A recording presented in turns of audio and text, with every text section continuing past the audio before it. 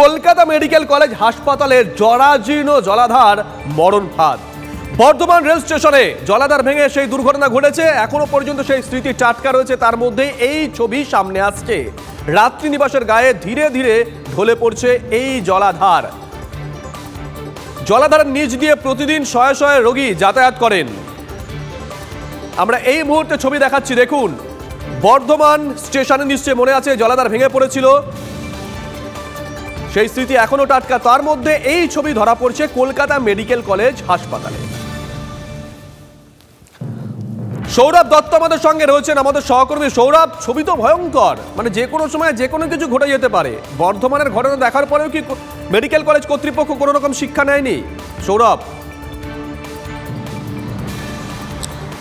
শুভজিৎ, দেখা সেই প্রশ্নই তুলছেন রোগীর পরিজনেরা। দিন দশক আগের ঘটনা, 13ই ডিসেম্বর বর্ধমান রেল স্টেশনে আচমকা হুড়মুড়িয়ে ভেঙে পড়ল জলাধার। 3 জনের মৃত্যুর ঘটনা ঘটল। কোন জলাধার? যে জলাধার সম্পর্কে রেল কর্তৃপক্ষ বক্তব্য জানিয়েছিলেন যে এই জলাধার নিয়মিত রক্ষণাবেক্ষণ করা হতো, কিছুদিন আগে পর্যন্ত রক্ষণাবেক্ষণ করা হয়েছে। সেই ঘটনার পর 10 দিন পার হয়ে গিয়েছে, তারপরও কলকাতা মেডিকেল কলেজে বিপজ্জনক অবস্থায় দাঁড়িয়ে রয়েছে এই জলাধার। কোথায় অবস্থান এই জলাধারের? একদিকে কার্ডিওলজি ব্লক, একদিকে ক্যান্সারের মতো চিকিৎসার জন্য আসেন, কেমোথেরাপি নেওয়ার জন্য আসেন রোগীরা। সেই জায়গায় যেখানে মনোরোগ বিভাগ রয়েছে, যেখানে থ্যালাসেমিয়ার ওপিডি রয়েছে, যেখানে ইএনটি বিভাগ রয়েছে, সেই জায়গায় রয়েছে এই জলাধার যার নিচ দিয়ে শয়ে শয়ে মানুষ প্রতিদিন যাতায়াত করেন মেডিকেল কলেজে। অসুস্থ রোগীরা যাতায়াত করেন যার নিচ দিয়ে। সেখান থেকে কখনো চাঙর খসে পড়ছে। গোটা জলাধারের এমন কোনো অংশ নেই যেখানে জরাজীর্ণের ছাপ নেই, যেখানে ভগ্ন দশার ছাপ নেই। শুধু তাই নয়, একদিকে হেলে রয়েছে।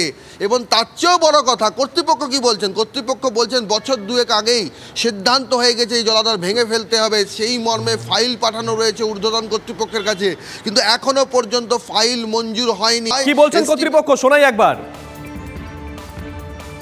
অনেকদিন ধরেই নন ফাংশনিং, এটার আর কাজে লাগে না, ঠিক আছে, খসে পড়ছে কিছু কিছু জায়গায়। পিডব্লিউডি সিভিল ওরা এই বিষয়টা সম্পর্কে অবহিত।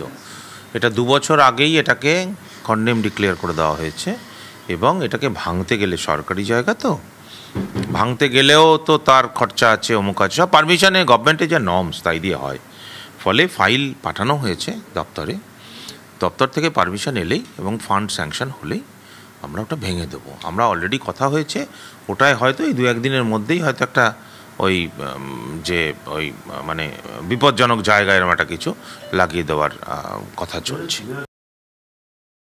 আমাদের মেডিকেল সুপারিনটেন্ডেন্ট কাম ভাইস প্রিন্সিপাল পুরো ব্যাপারটা দেখছেন, আর খুব তাড়াতাড়ি এর ব্যবস্থা নেওয়া হবে এবং সেটা যথাযথভাবেই নেওয়া দরকার।